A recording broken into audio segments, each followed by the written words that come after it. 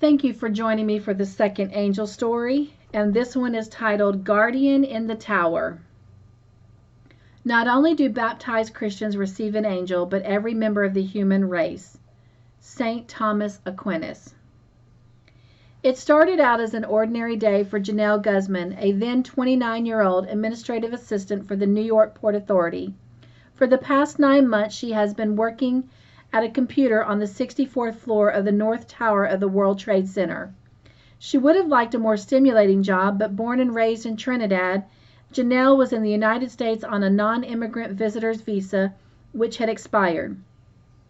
This certainly limited her job choices, and if anyone found out, she could be deported. Janelle was the youngest daughter of 13 children, 3 of whom had died as babies. The family was poor, and her father was strict, and by the time Janelle was 18, she had left home to work in the Port of Spain, the capital city of Trinidad. I wanted independence, she explains. Although Janelle is naturally shy, there was something about the nightlife there that made her feel confident and alive, and she even became a party girl. Later, Janelle gave birth to a baby daughter, Kimberly. In 1998, more adventure beckoned, and Janelle gave custody of Kimberly to the baby's father and moved to New York. She had relatives there, and she would live with a sister in Queens while she looked for a job. However, the shabby neighborhood and the noise of the city disturbed her, and soon she returned to Trinidad.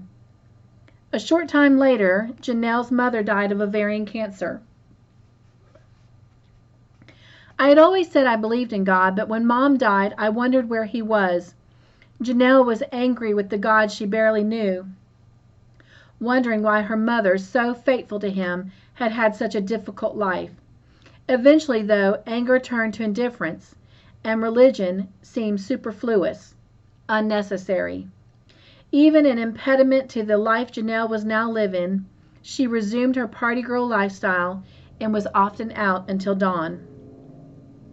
Janelle met Roger McMillan at a carnival in Trinidad, and it was instant attraction. She went back to New York in 1999 to pursue a relationship with him, and they lived together in Brooklyn. They assumed that they would marry eventually, but as Janelle says, I was still busy partying. I didn't want too much pressure on my relationship. Janelle was aware, however, that her lifestyle was missing something indefinable but vital. Twice she and Roger had attended services at the Brooklyn Tabernacle, an evangelical congregation. Janelle was intrigued by one of the lessons, which emphasized if you let God lead you, he will. What would that be like? To stop searching and just follow the lead of someone who loved you more than anything. This God had taken her mother away, though, and to join Brooklyn Tabernacle, she and Roger would have to change the way they lived. She decided that change wasn't worth the price. Neither she nor Roger had joined the congregation. One morning at work, as she booted up her computer, Janelle stuck her head into a few cubicles to greet some of her co-workers. One of them, Susan, admired Janelle's gold braids, which Janelle and some of her cousins had done that Saturday. Just as Susan turned away to answer the phone, everyone in the office heard a loud bang, and the building shook. "What was that?" Janelle murmured as she hurried to the window. Stunned, she watched as bits and pieces of paper and debris fell through the air. The fire alarm rang, and a moment later the public address system announced that an airplane had hit the upper floors and that people should stay put and not panic. Everyone was stunned. What kind of plane? How? Most ignored the instructions, grabbed their belongings, and fled. In a moment, just 15 employees were left. 15 employees were left. Again, there was an announcement that those in the building should stay where they were. Another friend of Janelle's, Rosa, had just phoned her sister, and Janelle followed suit. She left a message on Roger's answer machine. "Honey, I'm staying in the building. I guess we have to wait until someone comes to get us out. I love you." She also phoned her cousins. They were bordering on hysteria. "Get out of there. Leave now," they told her, describing the scene on television. But the stairwells were filled with smoke and the elevators had stopped. How could she get out alone? Meanwhile, firefighters had arrived at the base of the North Tower, their hoses putting out flames on some of the people who were exiting. Crews headed into the building and a moment later heard the sounds of a second plane approaching. Within seconds, that plane hit the South Tower. Thousands of people were trapped, but the firefighters were ordered out of both unstable buildings.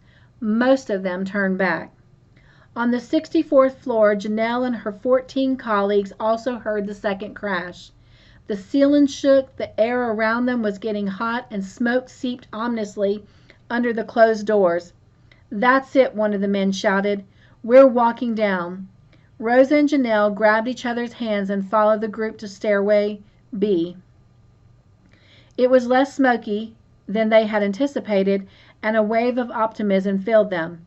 Janelle phoned her cousin again and then Roger. This time he answered. He was waiting on a corner just a few blocks away, hoping that Janelle had managed to get out. "I'll meet you there," he told her. "Hurry." It was just 10 o'clock in the morning, more than an hour since the first plane had struck. At first the trek went well. Rosa and Janelle clung to each other, and by the 40th floor, when they met some firefighters taking a break, their confidence grew. On the 13th floor, another rescue worker reassured them that they would be fine. These men either had not heard or had not heeded the order to retreat and would die in the building's collapse. Janelle recalls counting the flights of stairs with Rosa. 20, 19, 18. I was wearing a new pair of high-heeled shoes and my feet hurt. When we reached the next landing, I stopped to take my shoes off. Just then there was a roar, like a locomotive coming straight at them. The floor shifted and part of a wall fell toward Rosa and Janelle, separating the women from each other. Dust filled the air, steel beams crashed, and cement was pulverized as people hurtled down flights of stairs. Then the lights went out, and an eerie calm descended. Janelle, attempting to crawl downward, had been trapped by falling chunks of cement. Now her head was pinned between two concrete pillars, her arms above her head, her legs under debris. "Help!" she cried out. "Is anyone there? Rosa?" No one answered. Janelle did not know it, but her building had collapsed and she had been the only survivor in this area. Slowly, Janelle took stock. My right leg was buried up to the thigh in rubble, and my toes were numb. Perhaps worse was the worry over what had happened outside. Had New York City been hit by a bomb? Were her loved ones alive? Would she die here, never being able to tell them that she loved them? As panic edged closer, she closed her eyes, and for the first time in many years, she thought about God. She hadn't been a very faithful daughter of his, she knew. But from what she remembered from her mother's faith, she wasn't alone in this terrible place. God knew where she was, and he was here too. She began to pray. Time passed as the dust settled. Janelle saw a thin shaft of light somewhere ahead. Was that an exit?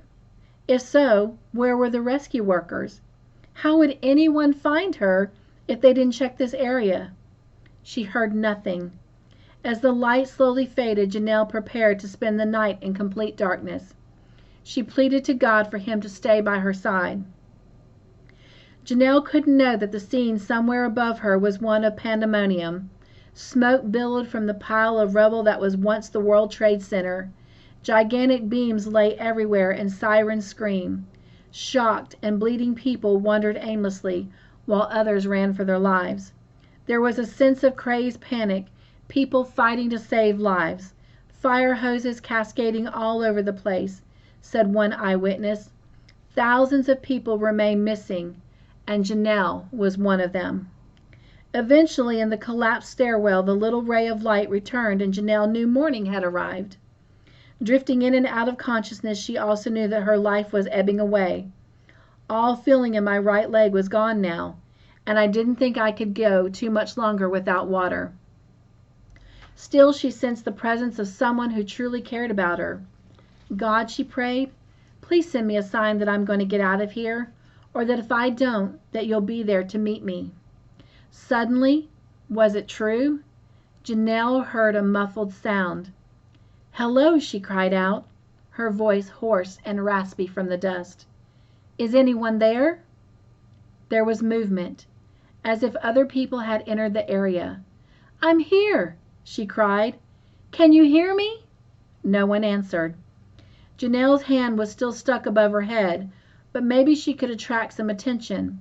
Frustrated, she tried to wave, and suddenly she felt someone take hold of her hand, holding it in a warm and reassuring grip. "You're going to get out of here," a male voice told her. "Don't be afraid." "Oh, thank God!" Janelle could hardly believe it. "Where did you come from? What's your name?" "I'm Paul," the gentle voice answered. "I'm just ahead of the rescue team. They're coming to get you. I'll stay here with you." Holding on as hard as she could, Janelle tried to open her eyes so she could see Paul's face, but for some reason my eyes just wouldn't open. However, Paul was right. Soon she could hear men's voices. "I'm shining a light down," someone called. "Can you see it?" "No," she called back, still unable to see anything. She used one hand to knock the staircase above her with a piece of concrete. The rescuers were definitely getting closer, but whenever they moved wreckage, fear surged through her. Would there be another collapse? Paul seemed to know how she felt and would give her other hand a squeeze. Sensing her terror, he soothingly told her more than once, "It's going to take a while, but I will stay with you. You're going to be fine." An eternity passed, and finally she heard 2 firemen above her, digging debris away from her leg, calling for others to send down a stretcher. "We've got her!" one shouted. As they reached her in the confusion and joy of the moment, Janelle let go of Paul's hand, letting the others lift her onto the stretcher. It was 12:30 p.m. and she had spent 26 hours buried underground, and she would be the last survivor pulled from the wreckage. Crowds cheered as she was carried to an ambulance. I noticed that it was a sunny day and I could open my eyes now. I wonder why I had not been able to open them and look at Paul. She had not seen him yet and didn't want to forget his name. When Roger arrived at the hospital, the very first thing she told him was to write it down. She would never be able to repay Paul for the care and comfort he brought to her during this terrible time, but she would try. Roger had assumed he was being summoned to the hospital to identify Janelle's body. When he realized that he had not lost her after all, he suggested through tears that they get married. Janelle agreed. She had been given a new chance at life, she told him, and this time she would do it God's way. Since then, Janelle has faced many challenges. She endured several surgeries on her crushed right leg. However, she no longer needs a leg brace, and despite the medical prognosis that she would always use one. Psychologically, Janelle may not have completely worked through her fear and loss yet, but she's not depressed. Her legal problems have ended. The U.S. Immigration and Naturalization Service has decided not to prosecute illegal immigrants who were victims of this attack against America. Janelle is now a wife and a faithful member of the Brooklyn Tabernacle. She was baptized there shortly after she and Roger married. She is remarkably humble, quick to point out that she is not anyone special, just a child who has given her life to God. And she knows that this commitment does not mean a perfect life, but one brimming with the peace that passes all understanding. She does not believe that her rescue was about luck. It's about God having a plan, and He'll reveal it to me someday. Only one loose end remains. At Christmas time, some of the firemen who rescued her came to visit her at home. She thanked them all and then asked which one was Paul. "Paul?" The men looked at one another. "Paul," Janelle said. "The one who found me first, the one who held my hand. He was just ahead of the rescue team." The men shuffled and shook their heads. They knew every member of that squad, all the firemen who were currently searching for survivors. There was no one named Paul in any of those groups, and there had definitely been no one ahead of them when they rescued her. Janelle believes that God did indeed send her a sign that all would be well, a sign in the form of an angel. For that reason, she's determined to take the most of her life and to regard it as a gift. Those hours in the building turned out to be a wake-up call so I could get my life in order. If I had to do it over, I wouldn't change a thing.